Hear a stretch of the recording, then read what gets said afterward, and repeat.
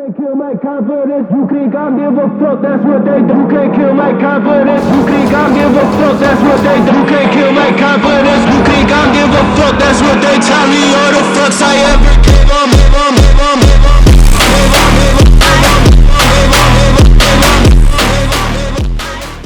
In 155 days, I'll be starting on the start line of the Swiss Alps 100K, a race that will push me to my limits both mentally and physically. In this video I will explain how I basically went from racing a 5K to racing 100 kilometers in the time span of only half a year. Because of course, this journey didn't start here. It began years ago, in a very strange time. Back in 2021, when the world was shut down, I wasn't able to go to the gym like I was used to go. But I still needed a physical outlet, so I started running. Me and 3 friends decided to sign up for our first ultra. Even though our running experience was very limited, we saw this as an opportunity to push ourselves and to get disciplined with this new hobby. I already made an earlier video about this topic, but basically every week I tried to go a little bit further. Time was not really an objective here. I just tried to grow my volume, but it had to be done quite aggressively. By June of 2021, I participated in my first trail marathon. 28 kilometers, which is 2/3 of the way. Lekker jongens! Hoe moet het van? Mijn eerste woorden. But this for us was only a training run for the real ultramarathon, a 50k trail race, only 4 weeks later. Running for 4 hours, 5 minutes, marathon time. 45k done, and I'm at 4 hours, 20 minutes, 5k to go. Okay to go. I'll try to enjoy these last 12 minutes of running.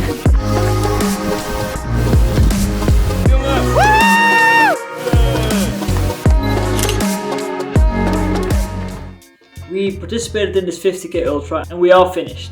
Looking back, I didn't really have any clue on what I was doing. We finished and I really liked what we had achieved. Using this newfound fitness, we went into the mountains in the summer of 2021.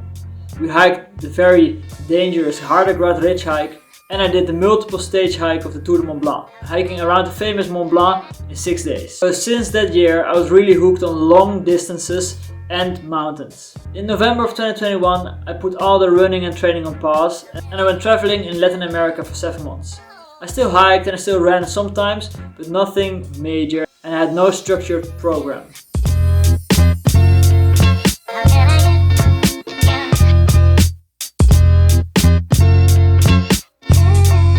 When we returned in June of 2022, I didn't run a lot in the last few months, so I need to gain new fitness. I bought a bike and I cycled for 2200 kilometers across Europe. This gave me a lot of my fitness back, and by September that year I was ready for my next challenge, my first marathon in the mountains.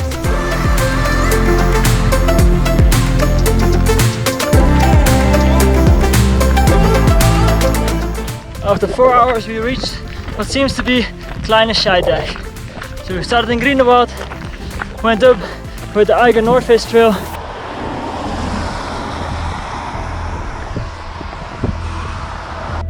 We zijn hem, man.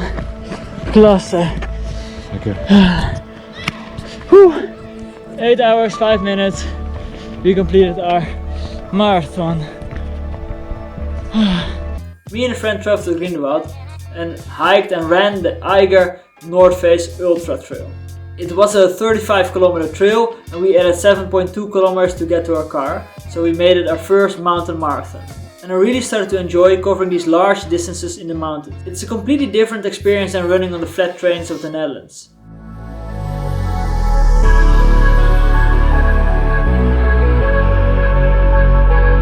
At this time I was still pursuing strength training. Not on any high level, just for myself. So in February of 2023 we decided to take on a hybrid challenge. We wanted to live as heavy as possible and then only 1.5 hours later complete a full marathon.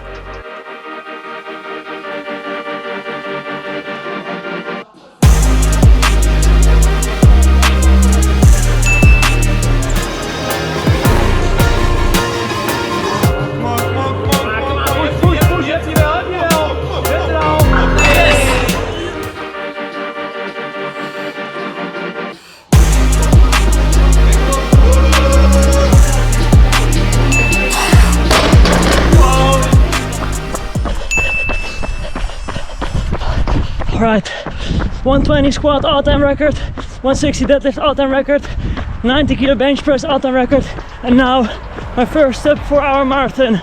Let's go! We succeeded and we gained some new fitness which I used to hike to the Everest base camp in Nepal only 1 month later.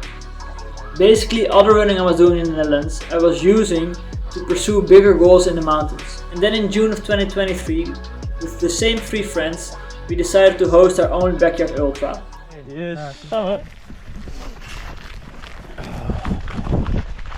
Backyard ultra round 1, let's go. Doe dat maar niet. Zo.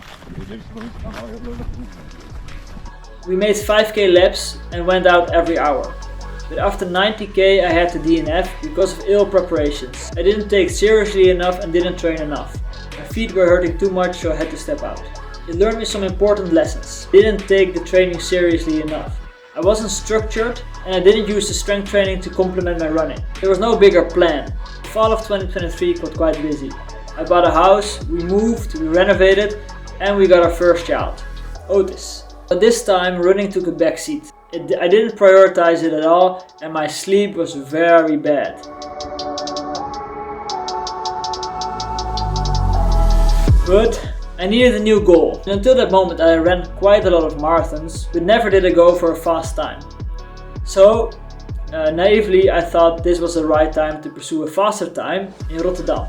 So I started training for the April 2024 Marathon of Rotterdam. And this time with a structured plan, but not taking into account that my body was under great stress because of the lack of sleep and an added big responsibility.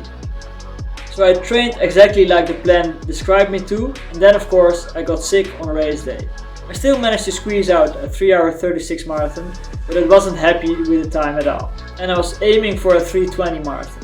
In the preparations to this, I ran a 1:33 half marathon and a 1 hour 4 15k, so I felt I was ready for this 3:20 marathon, but I totally overshoot it and I totally neglected my own health. Even worse than this disappointed time, which I was still quite proud of, it left me a little bit burned out of running.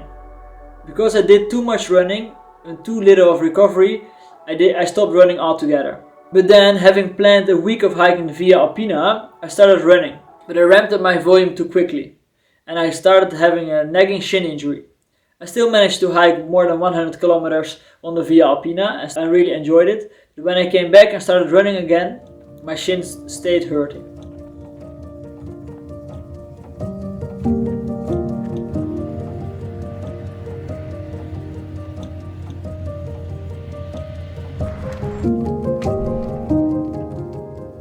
Six months prior to this, I already signed up for a track marathon.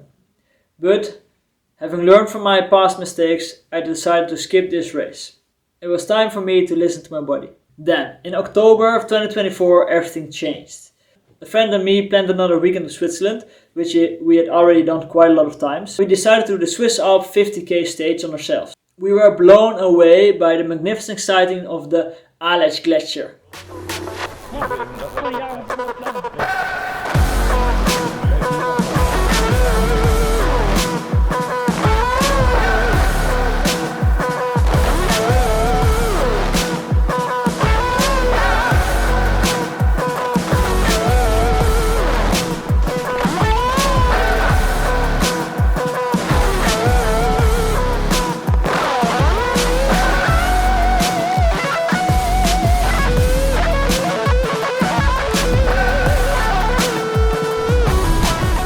In this complete 50k ultramarathon run, we felt like we were flying.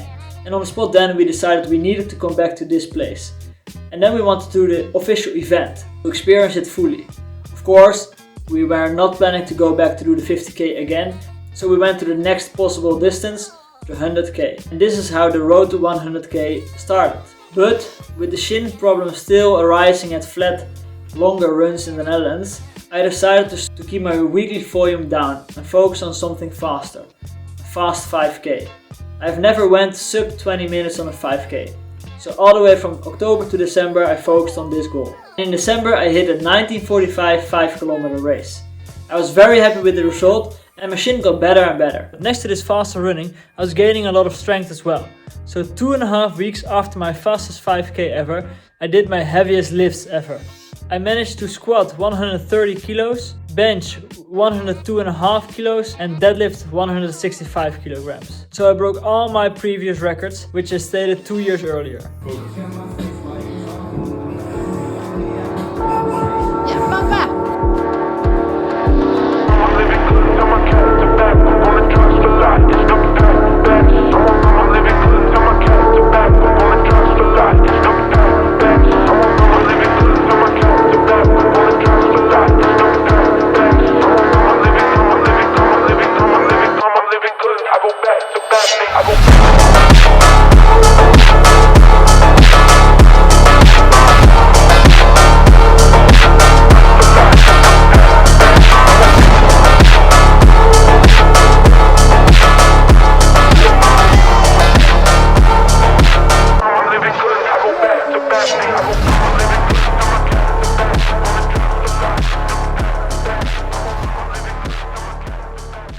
It was time to prepare even further.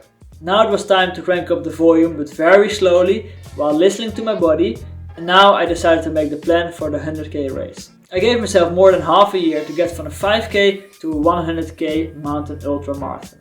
So now, after struggling with an injury for months, I can finally say I am pain-free. And the last few weeks I have slowly built up my volume.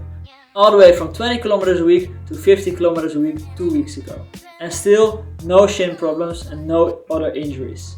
So what's next? The last few weeks I've slowly increased my weekly volume. I've done increments of about 10% every week, and every 5th week I take a deload week, so I run less.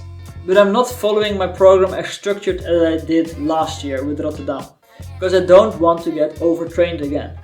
So now, if my sleep quality is bad, I run a little bit less. If I'm feeling ill, I run a little bit less. So I really try to take into account that with a 1-year-old son, my recovery is not always optimal. For the next episodes, I will dive deeper into my current training program. If you want to follow along, please consider subscribing and giving this video a like and sharing it to other people. If you have any questions regarding my running history or your own situation, please let me know.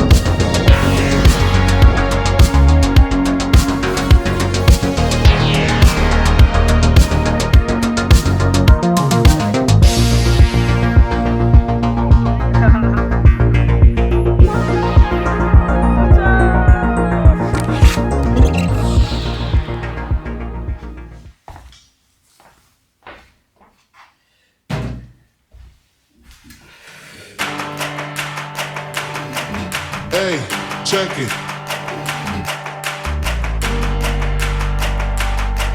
Hey, check it. Put the place up.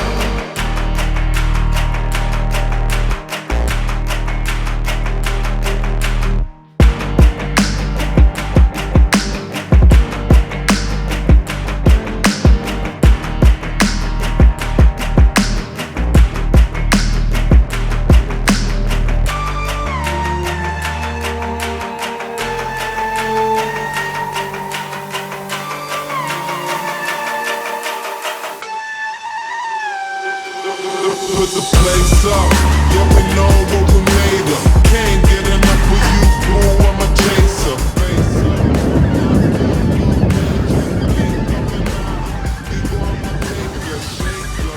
Yeah, she was a ball shaker, she shake me out that door to no place. Damn, why you doing all that?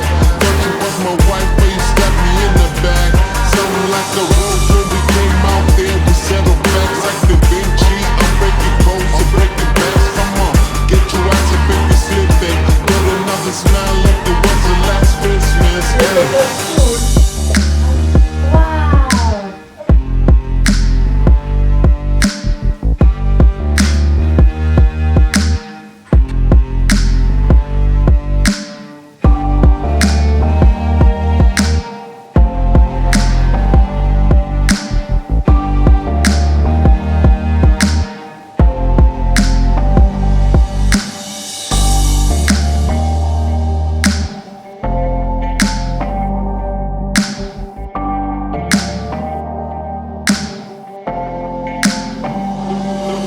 Put the place up.